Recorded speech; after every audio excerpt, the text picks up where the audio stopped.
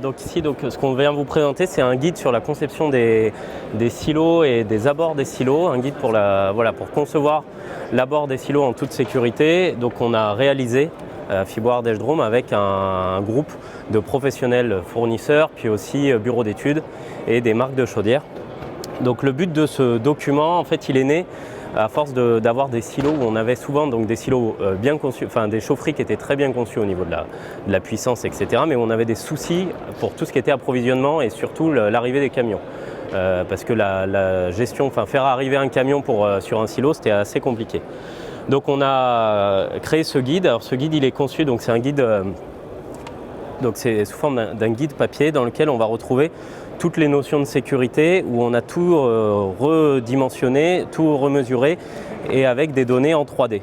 Donc on va retrouver des données sur toute la logistique, les camions et sur les emprises de giration.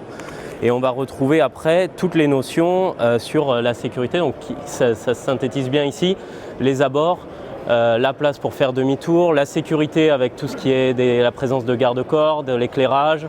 Ça s'adresse aussi bien donc au dépotage, que ce soit du bois déchiqueté ou du granulé, qu'au soufflage. Pareil, bois déchiqueté ou granulé. Donc on retrouve l'ensemble des camions, on retrouve toutes les notions de sécurité et le guide finit par tout ce qui est dimensionnement des silos. Donc pour réaliser tout ça, donc tout a été, voilà ce que j'ai bien dit, c'est la grosse plus-value, c'est que tout est fait avec des données 3D et qui sont directement donc, au travers du guide. Donc le guide est accompagné d'une clé USB lequel les architectes et bureaux d'études récupèrent l'ensemble des données qu'ils peuvent directement mettre sur leur logiciel de conception au moment de la phase projet. L'intérêt, donc, c'est pouvoir être sûr qu'ils ont bien les bonnes dimensions des camions, d'avoir les girations et donc de pouvoir valider d'entrée qu'on ne va bien pas d'avoir des soucis sur l'accès. Ensuite, au niveau de la sécurité, on a travaillé avec la CARSAT, qui est la caisse d'assurance maladie, donc l'antenne de Rhône-Alpes, pour toutes les notions sécurité autour d'une livraison. Donc il y a par exemple, on en a dégagé des choses importantes qui est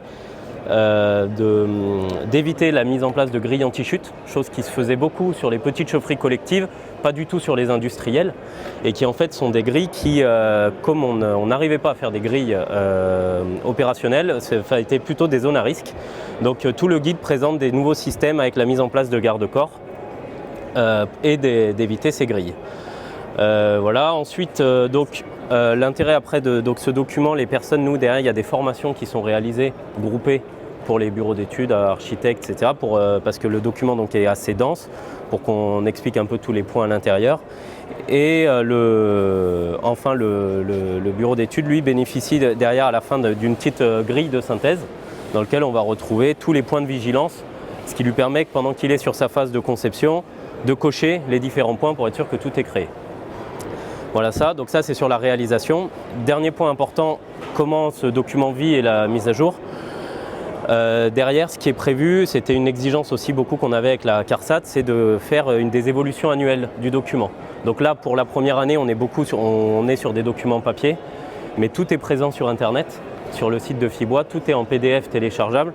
Et le but, c'est qu'avec l'ensemble des personnes, donc on récupère toutes les coordonnées de l'ensemble des personnes qui ont en possession le guide.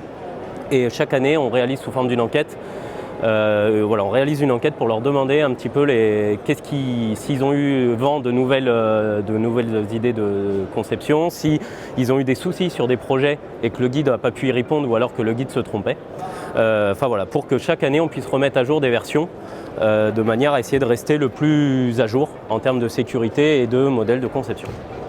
Voilà un peu le document rapidement.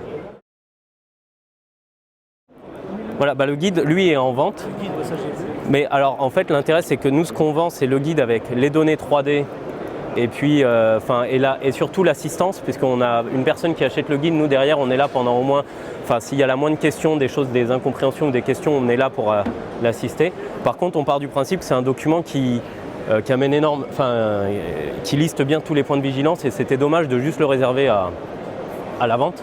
Donc il y a une version en visionneuse sur notre site internet pour que n'importe qui puisse quand même, après il n'a pas les données 3D, après il a à lui de le lire et de le comprendre, mais au moins il a accès à la donnée, quoi.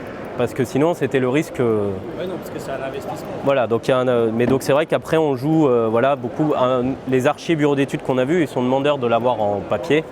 Et puis le côté un peu des données pour leur projet leur sert pas mal, quoi. On a déjà quelques bureaux d'études qui travaillent avec ça. Donc voilà un peu comment. C'est vrai qu'il y a un peu un côté, pas service public, mais presque quoi, un petit peu. Il y a un peu ce côté-là. Donc voilà, il fallait qu'on soit, c'est partagé, quoi. On est obligé de donner un peu de la donnée librement.